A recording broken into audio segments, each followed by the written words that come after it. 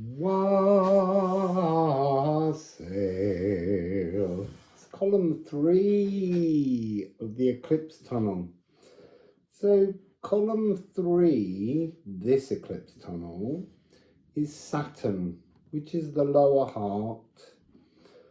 It's what we would often call divine masculine energy, although really it's just another form of love. It's a non-judgmental form of love. Saturn is at 4 degrees of Pisces, which is quite zippy since it just arrived there on the 8th of March and it's already at 4 degrees. But that's a very healing frequency, 4 degrees. What is Saturn's love? It's an appreciation and a love of the physical world. It's non-judgmental, it's pain-absorbing love. And it's an F in sound healing. So I'm going to begin by giving you the F, and we will look at the energy. I don't know what Saturn's frequency wants to be, but while I've been channeling the energy, it's a sense of being kinder to ourselves. It's about not judging ourselves, because there's something about learning to release judgment of ourselves allows us to then understand how to not judge others and how to absorb pains that we feel so that we can actually remove them. So while the first 2 days of the spine and the nervous system, this is the first one that's really bringing our energy awareness back into our physical cells, and it really is the physical cells of love. It's not the Venus love frequency of the higher heart, it's the lower heart. It's how we commune with the world around us through our physicalities. So this is F.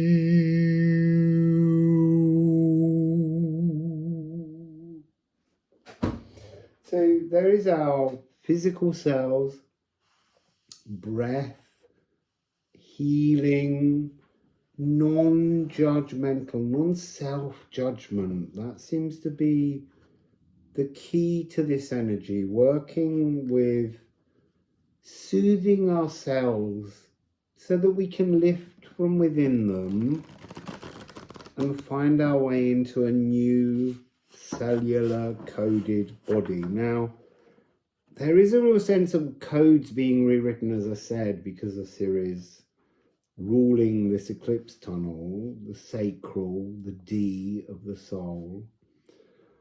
And there's something within this frequency that is about not necessarily recoding our frequencies in this set of cells, but allowing us to let go of trauma, of self-judgment that we need to push ourselves through so that we can then leave this set of cells and move as we go overnight in sleep through the astral to enter into a newly coded cells.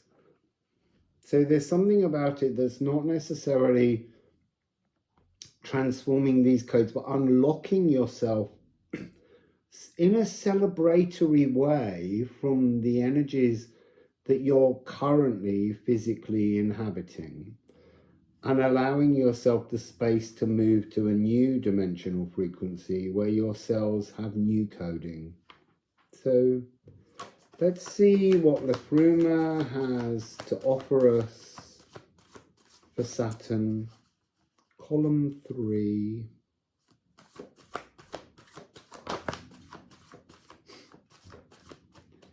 I'm a new beginning, a new chance to drop your consciousness into new cells is exactly what this card is saying. It will be funny if we get 77 again. That one's gone and stood up, leaning against the bag of the ceramic runes. Relight your fire. So candle is the day star. So interesting. The energy I'm seeing here is that we're igniting a new set of cells. So candle and condle, Hod and Baldur is the opening of the poem. And we had Hod in one of the readings. I can't remember which. It was a couple of days ago. The micro, the macro, 2 locks on 1 door. So it's about a willingness within us to unlock from ourselves.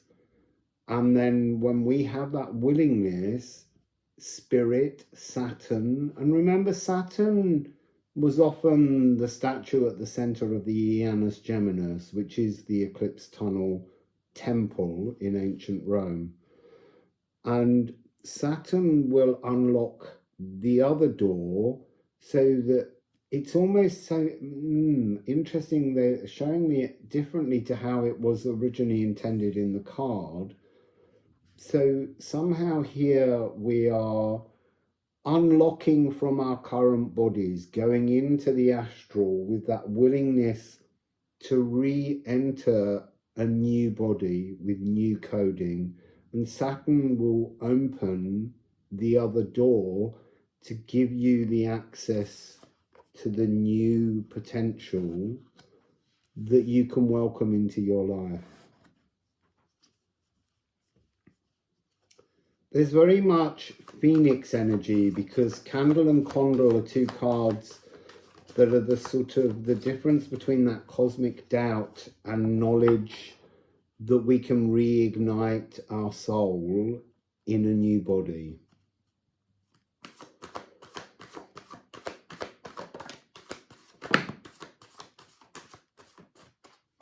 So we've got a spillage on 1. Oh, Rippian. I absolutely love Rippian. So Rippian is to ripen and to mature. Sublime things improve with time. We are all sublime. In our truth, in our birthright, we are all sublime. So some reach their fullest bloom, immature, with so much room to still fine-tune their burgeoning maturation. Empathy overwhelms and bursts shadows, unearthing a wounded, star-crossed child. That's us, wounded in our current selves. And we're being given this chance now to philosophically rework our thought processes, our beliefs, and bring ourselves into a new frequency.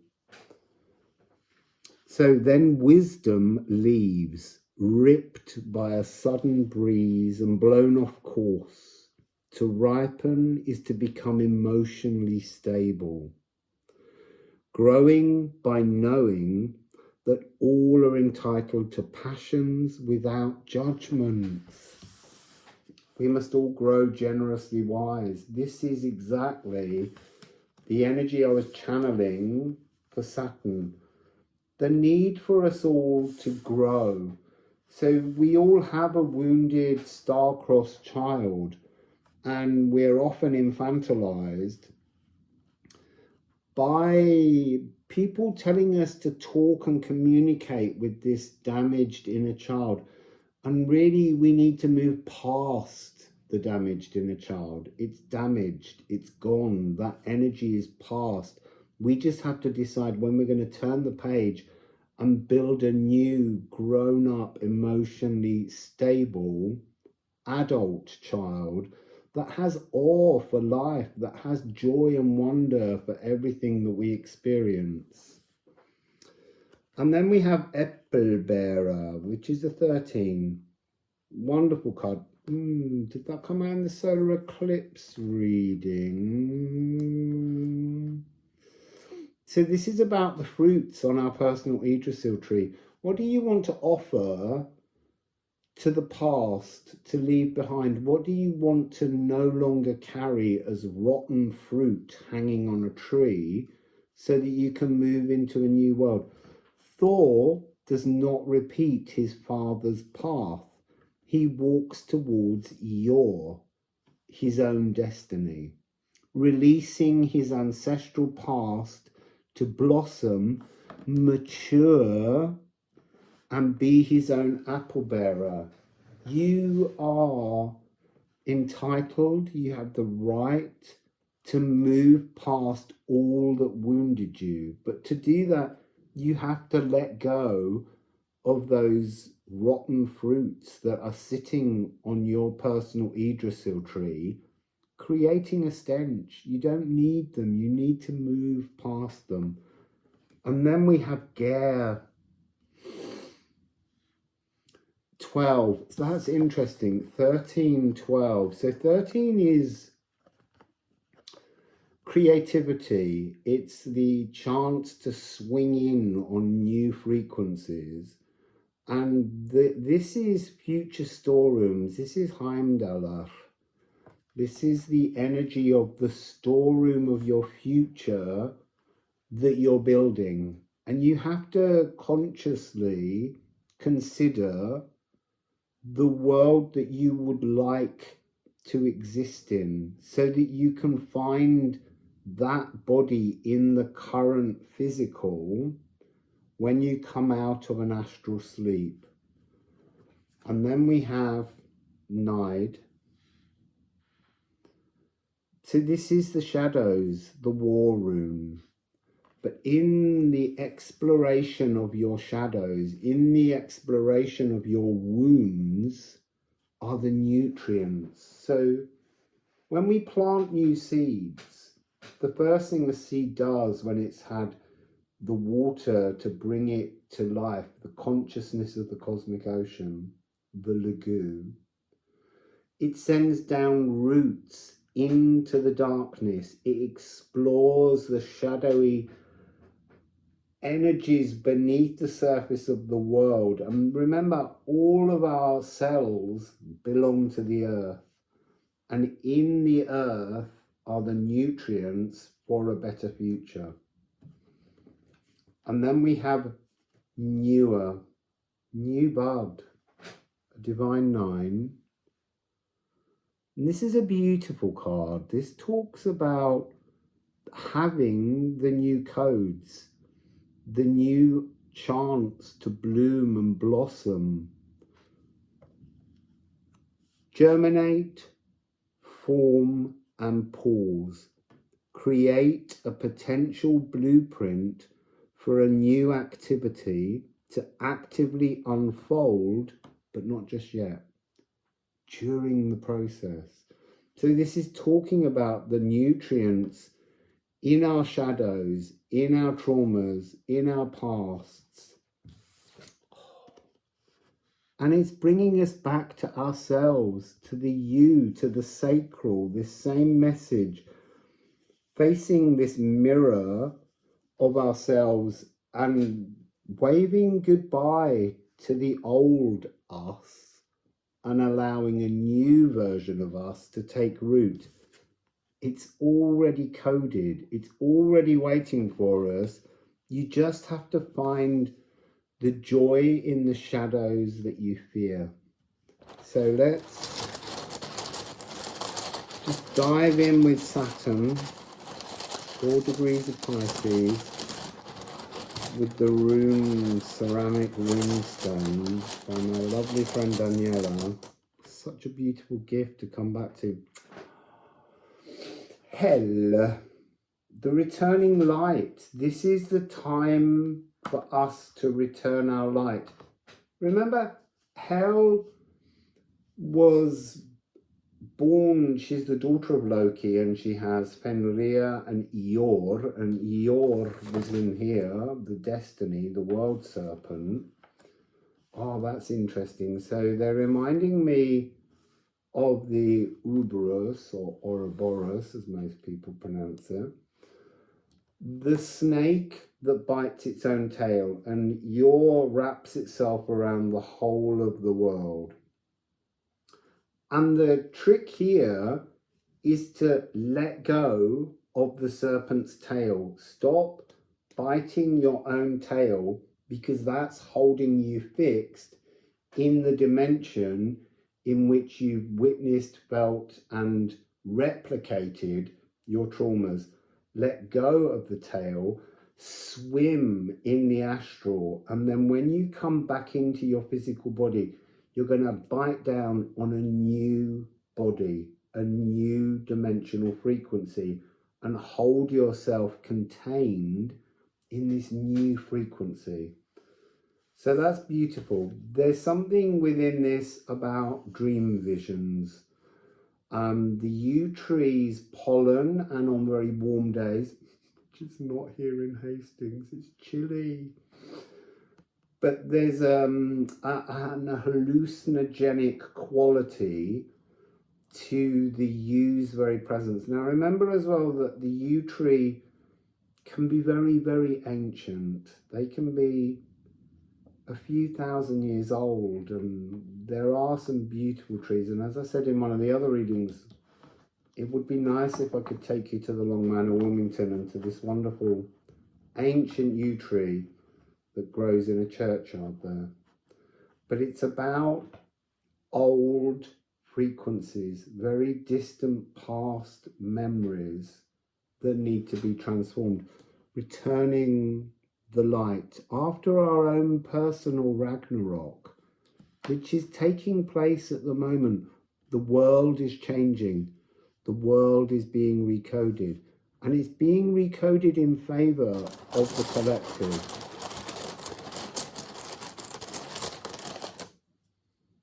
Oh, the gift, Gifu. So this is about having a new union with yourself. It's almost, they're showing me this as Yor, the Yor symbol would have a longer line across the middle, which is the stitching of a pathway, and that point of destiny. We are reaching now the point of a change in our destinies.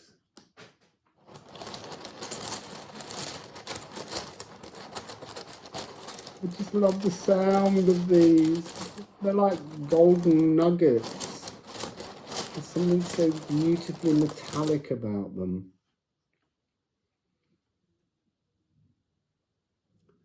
So this is Brahm, sweeping away our wounds. We're being given the chance to clear our old life to make way for a new life. So a sip of this.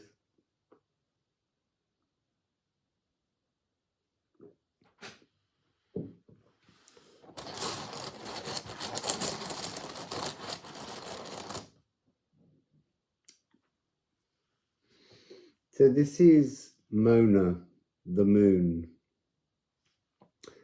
It's interesting, it's talking to me about a half moon today. It's like you're halfway there on the journey. You're beginning to understand the Wendhorn aspect of how to unbind ourselves from our past. And the only way to do unbinding from the past is to accept creating a new future, creating future lives that we're going to move towards. when we've left this particular incarnation, there's so much joy and pleasure to come, but we have to create it. And they're pointing out, because it's coming with this card, we're building a new us. So it's like being, as I said, halfway along a journey, getting closer to the point of a transformation that blossoms. But it's really important to remember this energy of not judging yourself, not punishing yourself. Everything you've done in life, everything that's been done to you was meant to happen. There was no karma sitting in here trying to challenge you. It's about you finding your truth, forgiving yourself if you are still punishing yourself. Don't judge your own actions. Create new ones. Create future sleepy storerooms that can feed back into the now. And it ends with 58, Liffruma. It's hard to see that one. But so Liffruma, 1313, creativity, fluidity, newness, freshness. And Liffruma as a word means the source of love. And that's a really beautiful message, a source of self-love, recognizing that you are part of the elven ring in another dimension. You hold the frequencies. You sing the tunes of the future lives you will live, and allow those energies into your now. So that's a gorgeous message from Saturn. So, Wassail.